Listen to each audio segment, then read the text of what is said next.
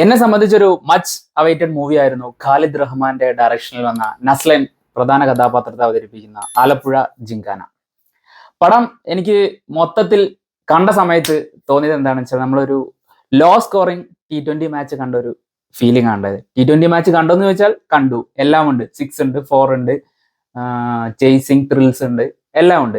പക്ഷെ നമുക്ക് ഒട്ടും സാറ്റിസ്ഫൈഡ് അല്ലാത്ത രീതിയിലായിരിക്കും അതിന്റെ ആകത്തുക എടുക്കുന്ന സമയത്ത് തോന്നുന്നത്. അതുപോലത്തെ ഒരു ഫീലാണ് സിനിമയിൽ എനിക്ക് തോന്നിയത്.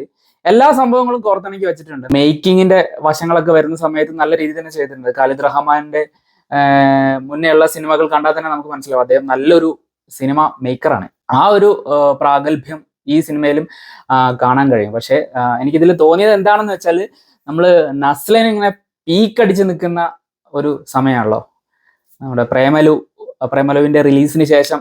നസ്ലൻ ഇനി ഏത് ലെവലിലോട്ടാണ് ഉയർന്നു പോവാൻ പോകുന്നത്, ഒരു മാർക്കറ്റിംഗ് ബൂം അദ്ദേഹത്തിന്റെ കരിയറിൽ ഉണ്ടാക്കാൻ പോകുന്നുണ്ടോ എന്നൊക്കെ ഒരു സൂക്ഷ്മമായി വീക്ഷിച്ചുകൊണ്ടിരിക്കുന്ന ഒരു സിനിമാ പ്രേക്ഷകനായിരുന്നു ഞാൻ. അപ്പൊ ഞാൻ ഈ സിനിമ കണ്ട സമയത്ത് ആ ഒരു സൈഡ് വല്ലാതെ എനിക്കെന്താ ഒരു ഒരു ഒരു പിന്നോട്ട് അടിക്കുന്ന പോലെ തോന്നി. കാരണം ആ ഒരു സ്റ്റാർഡം അദ്ദേഹത്തിന് എലവേറ്റഡ് ആവുമോ എന്ന് എനിക്ക് ഒരു സംശയമുണ്ട് ഈ സിനിമയ്ക്ക് ശേഷം.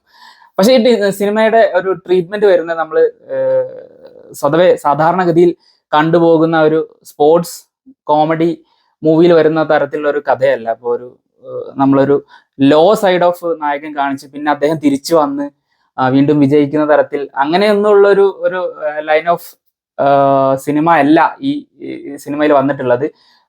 കഥാപരമായിട്ട് നമ്മൾ ശ്രദ്ധിക്കുകയാണെങ്കിൽ ഫ്രഷ് ആയിട്ടുള്ള ഒരു സംഭവം ഉണ്ട് സിനിമയിൽ. അത് നായകന്റെ പേഴ്സ്പെക്റ്റീവിലാണ് കഥ പറഞ്ഞു പോകുന്നത്. ഒരു ഇന്റർവ്യൂവില് തന്നെ നസ്ലൻ പറയുകയുണ്ടായി, നസ്ലന്റെ പേഴ്സ്പെക്റ്റീവിൽ പറഞ്ഞു പോകുന്ന കഥ എന്നാണ്. അപ്പൊ അദ്ദേഹത്തിന് എത്രത്തോളം അങ്ങോട്ട് ഒരു നായക പ്രാധാന്യമുള്ള ഒരു കഥയാണെന്ന് ചോദിച്ചു കഴിഞ്ഞാൽ സിനിമ കണ്ടാൽ തന്നെ മനസ്സിലാവുള്ളൂ.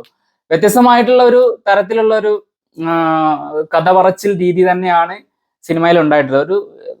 ഒരു ആവറേജ് ജസ്റ്റ് എബോ ആവറേജ് ഒരു കഥ മാത്രമാണ് സിനിമയ്ക്ക് ഉണ്ടായിട്ടുള്ളത് എന്നാണ് എനിക്ക് ഫീൽ ചെയ്തത്. പെർഫോമൻസ് വൈസ് അവരവർക്ക് കിട്ടിയ ക്യാരക്ടേഴ്സ് എല്ലാം നന്നായിട്ട് തന്നെ ചെയ്തിട്ടുണ്ട്.